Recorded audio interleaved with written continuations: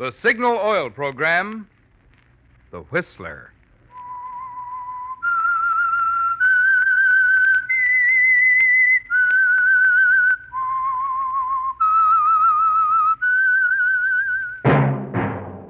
That whistle is your signal for the Signal Oil Program, The Whistler.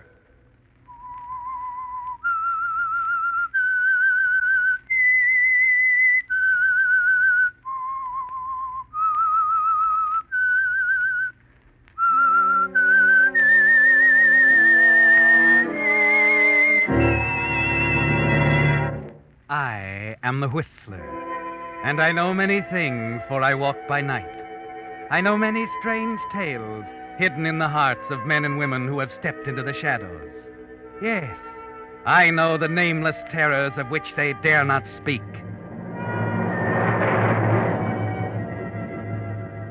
Yes, friends, it's time for the Signal Oil Program, The Whistler. Rated by independent research, the most popular West Coast program in radio history. And Signal gasoline is tops, too. Tops in quality. It takes extra quality, you know, to give you extra mileage. And Signal is the famous Go Farther gasoline. So look for the Signal circle sign in yellow and black that identifies friendly dealer-owned Signal stations from Canada to Mexico. And now the Whistler's strange story. The Big Prison.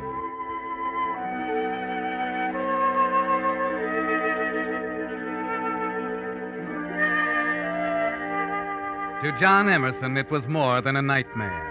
The sounds, the images flashing across the black background of his mind were too real, too terrifying.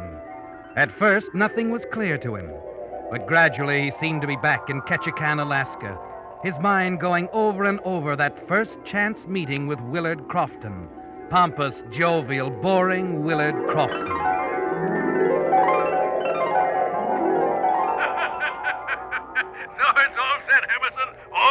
Oh, now, wait a minute, Mr. Crofton. I've known you, well, let's see, exactly an hour. And here you're asking me to spend a whole month hunting with you. Why not? You say you like to hunt?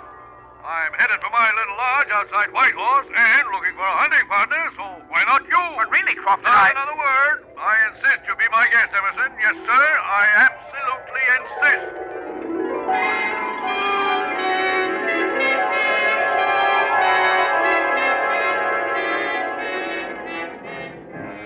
Yes, John, you know that chance meeting with Willard Crofton was the beginning of it.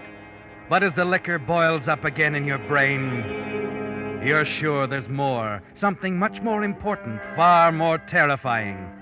You grope back over it all again, forcing yourself to remember. That's a good one, Emerson. A good one, huh? There was the long, tiresome trip to Crofton's lodge. The days, the weeks wasted looking for game that just wasn't Go there. ahead, shoot, Emerson, shoot. No, wait. It's just an old stump. And always Crofton with his foolish jokes and his guns. How'd you like that one, Emerson? Great one, huh? Shoving another highball into your Oh, hand. have another one, John. And another. Bottoms up, John. Then suddenly in a rush it all comes back to you, like acid in nitroglycerin. The memory of those last wild moments at the lodge explodes in your mind. All right, Crofton, all right. I've had enough. You hear me enough? Now, see here, Emerson. I picked you up at Ketchikan and brought you here because I thought you'd be good company. But if you think I'm going to pay your passage all the way back to the stage... That's exactly what I think. I've listened to your silly chatter for a month. Now I'm going to get out of Alaska even if I have to kill you. No, look, John, you've been drinking too much. Shut up! Your fingerprints will be all over that gun. John, put it down! Put the gun down! Then it's gone in a red flash. The nightmare, the visions, the spinning, dizzy, sick feeling.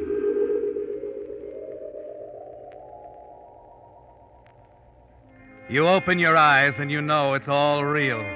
You discover yourself lying fully clothed on a bed in a hotel room with morning sun streaming in the window.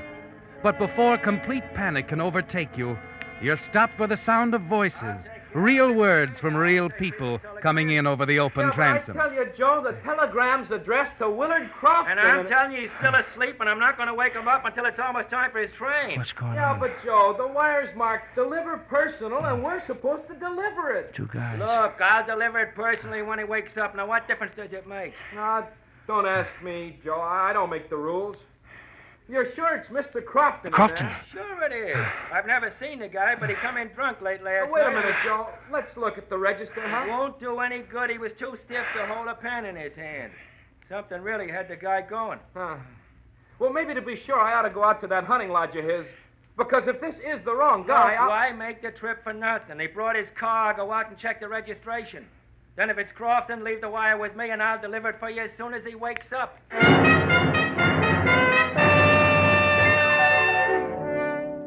You're on your feet now, John, piecing it all together, weaving dizzily over to the dresser, wincing at what you see in the mirror. Then your eyes drop down and you grow tense at what you see. Greenbacks all over the place. Crofton's wallet, his papers, his railroad and steamer tickets. Well, it's Crofton's car, all right, Joe. But didn't I tell you? Just leave the rest to me. Oh, son of a gun, I don't know. This telegram still says, deliver personal to Willard Crofton. Okay, be a sap if you want to. Go on, make the trip all the way out to the lodge. You cling to the edge of the dresser as for the first time the full realization hits you. If that messenger goes out to the lodge, you know what he'll find, John. Crofton dead on the floor and a dozen wide-open clues pointing straight at you. You begin to think clearly, rapidly. What you need is time. Time to get out of Alaska before the body is discovered. And there's one way to do it. One way that Crofton's lodge might go undisturbed until spring. You tense yourself and take the plunge. I hate to wake the guy up. He come in late. Someone out there looking for Crofton? Yes. Well, I'm Crofton. What is it? Oh, telegram for you, Mr. Crofton. Marked, deliver personal. Oh, okay. Just a minute.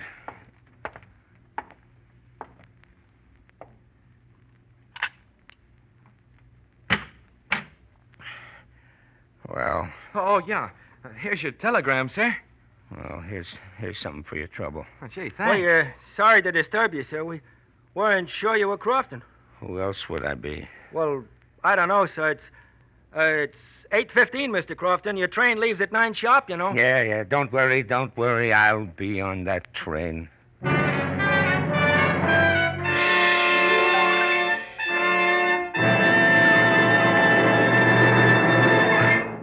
With the prologue of The Big Prison, the Signal Oil Company is bringing you another strange story by The Whistler.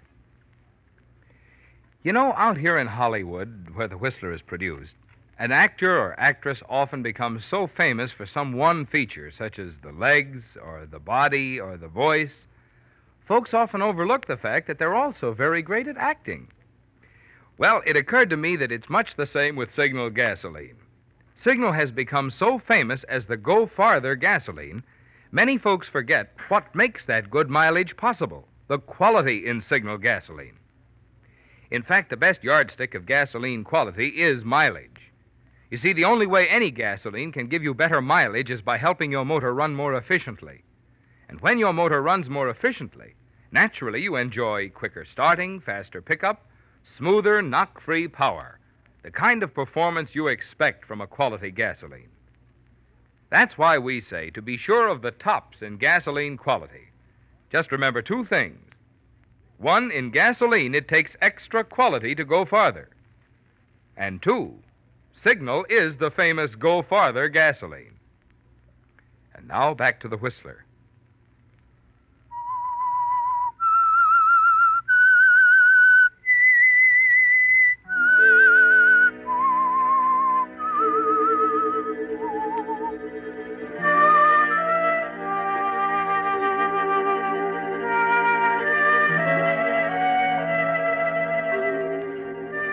Well, John, it's only now that the full force of it hits you.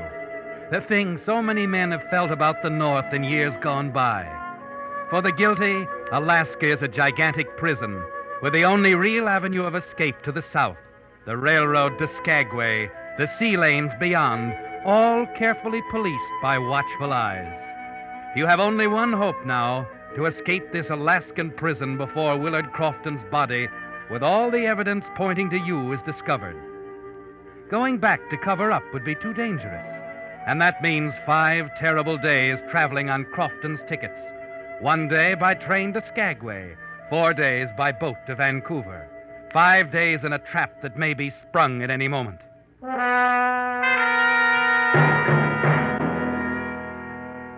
The telegram delivered to you in Crofton's name says only, "Leave today as planned, signed Williams."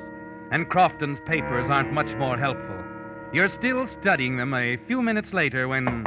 Yes? Mr. Crofton, the garage man's outside about the car. Oh. Well, Is it ready? ready? To be put up for the winter. Oh, yes. Tell him to go ahead. Good. Your baggage is in the lobby. Oh, yes. Have it taken to the station, will you, please? Here you are. Oh, thanks. How long till train time? Let's see, 30 minutes. Well, I'm a little tired. I guess I'll wait here till just before the train leaves. Well, how about breakfast? No, I'm afraid there's not that much time. I'll have lunch at Bennett anyway. I'll wait till then. Well, it's up to you, but knowing the White Pass and Yukon Railroad like I do, I'd never leave Whitehorse with an empty stomach.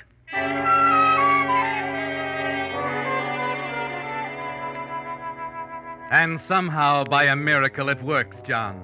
The last-minute dash to the train, the creaky ride to Carcross, then lunch at Bennett, and the dizzy, winding descent to the little village of Skagway, nestled under a glacier at the water's edge. You tell yourself the worst is over, that there's no reason for anyone to go to Crofton's cabin, no reason why the body won't lie there undisturbed until spring, 6 long months away. You begin to relax in Skagway as you walk into the steamship office to check your reservations. Now, let's see your ticket. When does the boat leave? Tonight at 7. Oh, Crofton. You remember me, Pat Carroll. I talked to you on the way up. Came in about 3 weeks ago, didn't you? Oh, yes. Sure. You were with another fella. Or, say, wait a minute. Guess it was your pal I talked to. Yes, it must have been. By the way, where's he? Oh, he decided to stay up there for a while. Oh? That's funny. Told me he was due back in the States in a few weeks. Guy can change his mind, can't he? Oh, sure. Fix up the tickets, will you, please? Oh, say, I know why he's staying up there, sure. What do you mean? Well, your partner, Mr. Crofton. Didn't he let you know? My partner? Williams. I got a reservation wire here. He's due next Monday on the Nora. Going up to the lodge for a fling at the hunting racket himself. Oh, that, yes. Well, he sent me a wire about that. When does he get here? Monday. Be up at your lodge by Tuesday night. You think you might change your plans, Mr. Crofton? Now, I could cancel this ticket. No. One of us has to be on the job. Well, what time do I get down to Vancouver?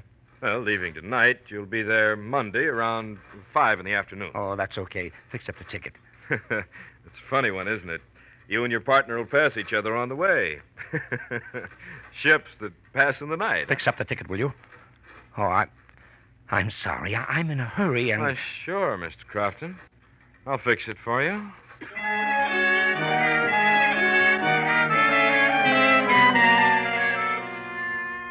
Well, John, it's going to be a race now, isn't it?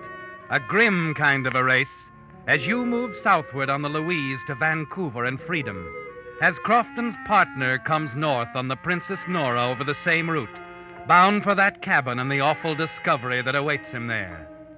And if that happens before you reach Vancouver, John, if he arrives while you're still impersonating the dead man, one quick radiogram and it'll be all over. And you, John, the murderer of Willard Crofton, will be apprehended in a matter of minutes on a ship at sea with no escape.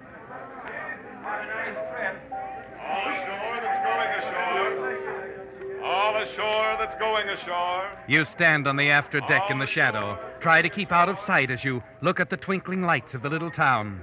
The ugly docks, the rock cliff plastered with tourist signs. It seems an age before the deckhands get busy with the lines and passengers begin to drift forward to their cabins. Another part of it's over, John. The vessel moves out into Lynn Canal. The lights of Skagway recede into the night. Excuse me, sir. Oh, yes, steward. Your name, please? Crofton. Oh, yes. Willard Crofton. Would you follow me, please, Mr. Crofton? I'll show you to your cabin.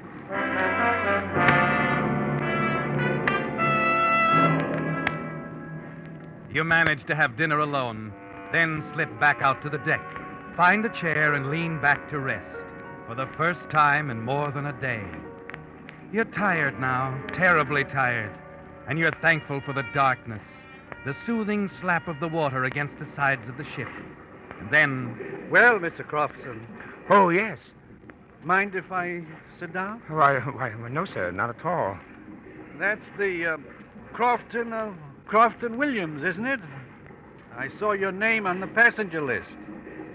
Quite a surprise. Oh? Yes. I've dealt with you people for some time now. Nearly 15 years. Well, that's... I'm Dr. Prentice, Alaska Medical Mission. It's a pleasure, Doctor. My, I could tell you some stories about the things your medical supplies have done for us up here. Saved a lot of lives, Crofton. Well, that's fine. Last call for dinner. Well, better hurry if you Last want call dinner. for Last dinner. call. I don't believe I'll eat anything, thanks. Haven't been feeling too well. Oh? Seasick? No, a touch of cold, I think. Slight temperature. If I took my own advice, I'd be in my stateroom. You, going to Vancouver? Yes, I have to get back. Give my partner a chance for a vacation. Good. Vacation, that's what I need.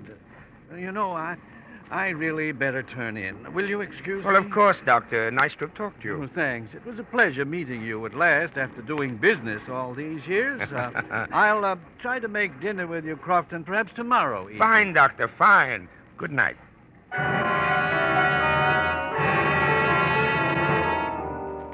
A sense of relief sweeps over you as the little doctor walks away, and you turn, thankful there were no slips. There can't be any slips, John, because you're on a very delicate schedule.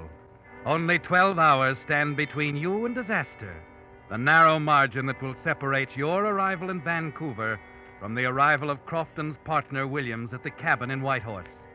You know you must be off this boat and out of Vancouver when it happens. The doctor, mercifully, keeps to his cabin for the next few days, and you're alone now at the rail of the Princess Louise as she slides into the dock at Ketchikan. Oh, Stewart. Yes, sir? How long do we tie up here? About an hour, sir. Well, I think I'll go ashore, stroll around a bit. Yes, everybody does. Both boatloads. Huh? Both? Yes, sir. That's the Princess Nora there at the dock. The Nora? That's right, sir. She's headed right back where we came from. Oh, anybody on board you know? You'll have plenty of time to see them. No, there isn't. Anyway, I've changed my mind. I'm going to stay aboard.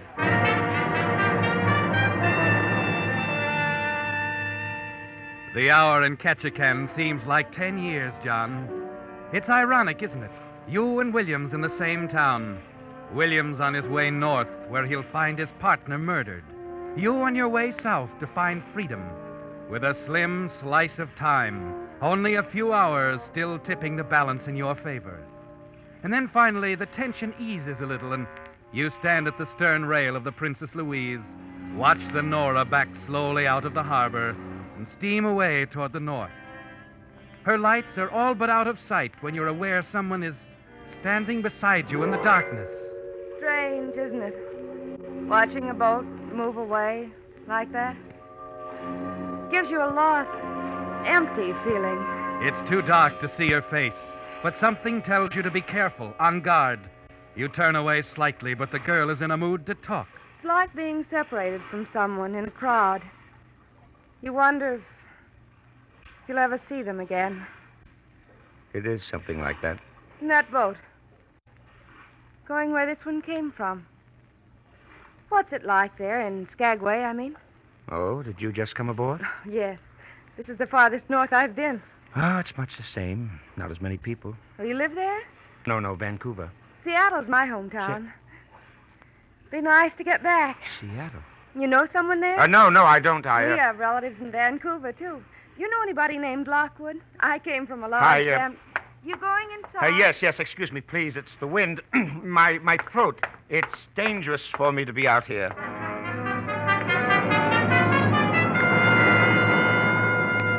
You're trembling inside as you hurry away, aren't you, John? Yes, because it suddenly came home to you. This girl from Seattle, she's someone you know. Someone who knows you.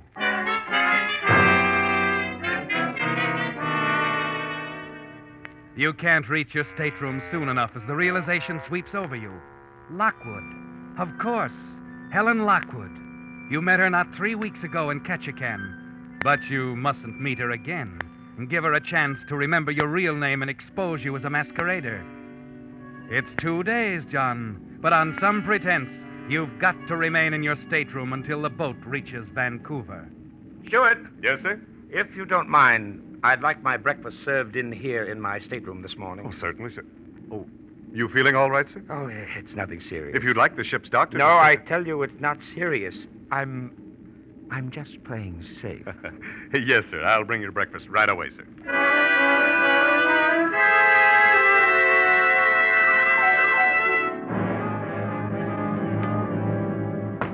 Yes? Your breakfast, sir. Oh, come in. Put it right there on the... Oh. This is the ship's doctor, sir. I thought I told you it wasn't necessary. That was my idea, Mr. Crofton. Well, now, see here, Doctor. I'm not seriously ill. There's no now, need Mr. for you Crofton, that's what I'm here for. But You're just like all the rest of them. Now, here, let me take your pulse. Need any help, Doctor? No, thanks. You can go, Henry.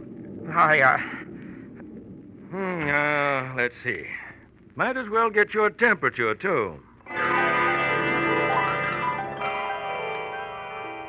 A sense of anger mixes with fear as the doctor stands over you. Above all, you can't have him meddling, telling you to get out on deck.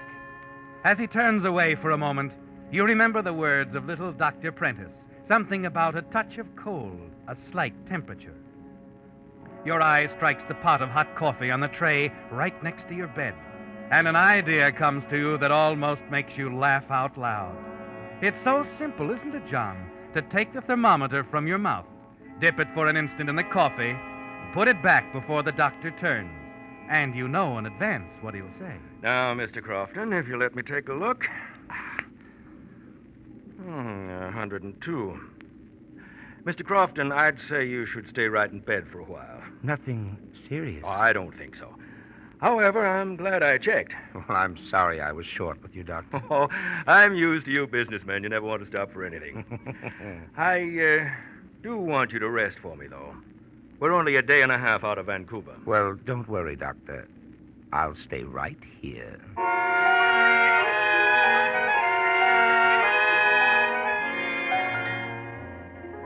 Yes, John, you accept the doctor's orders graciously.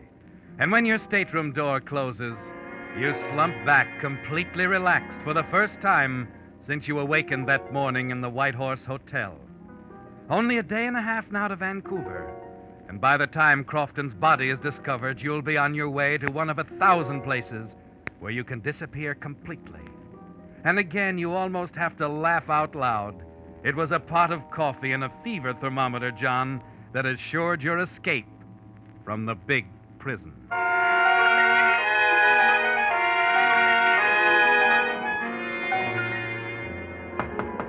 Who is it? It's the steward, Mr. Crofton. Oh, come in. Close the door, will you? Yes, of course.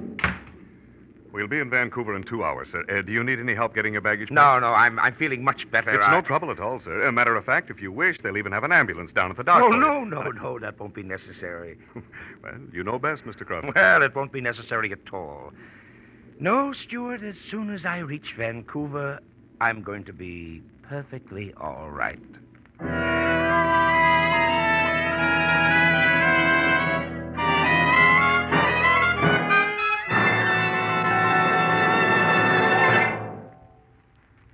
In just a moment, we will bring you the strange ending of tonight's story.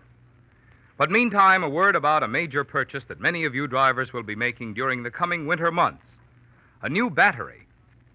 Perhaps you've gotten the notion, because of the many new or off brands of batteries now being offered, that batteries are plentiful again. The fact of the matter is, good batteries are not plentiful now, and the indication is that they will be even scarcer as the demand grows. When I say good batteries, I mean the quality kind that you can rely on, such as those fine Signal batteries featured by Signal service stations throughout the West from Canada to Mexico. Every genuine Signal battery is ruggedly constructed of highest grade materials, made to exacting specifications that Signal Oil Company is proud to stand back of. Every genuine Signal battery is guaranteed for long, trouble-free service by Signal Oil Company. Of course, the best way to get the maximum life out of any battery is to have it checked and inspected regularly, a service your Signal dealer will gladly perform for you. Should he find that your present battery is not likely to stand the strain of cold weather starting, it'll be wise to get your order in now for a quality battery, a genuine, guaranteed Signal battery. And now, back to the Whistler.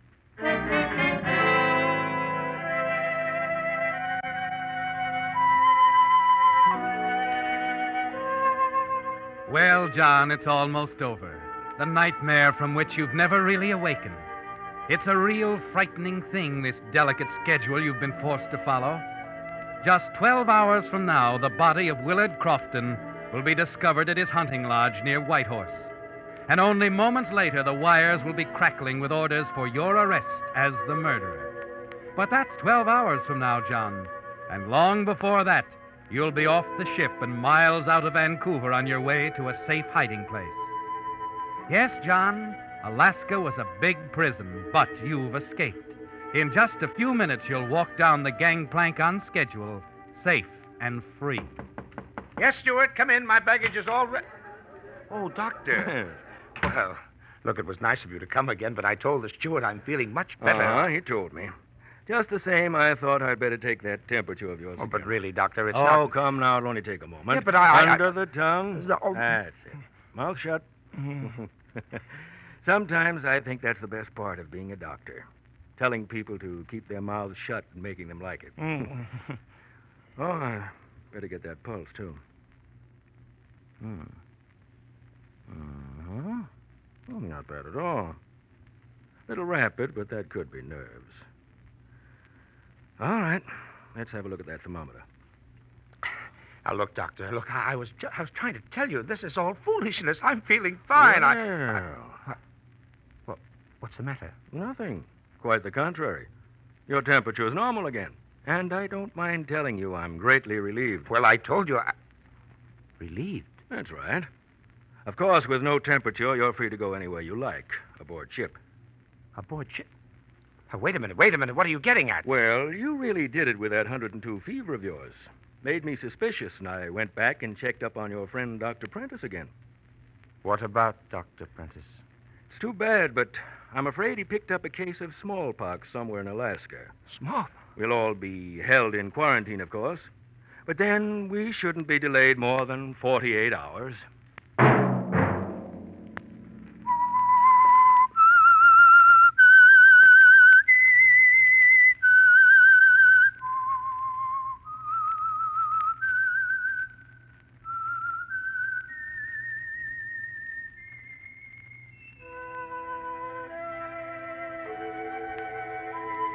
Let that whistle be your signal for the Signal Oil program, The Whistler, each Wednesday night at this same time.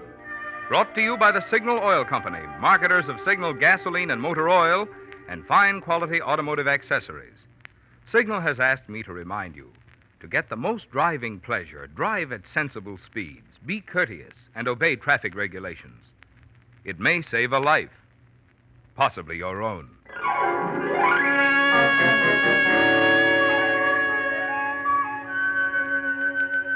Featured in tonight's story was Wally Mayer.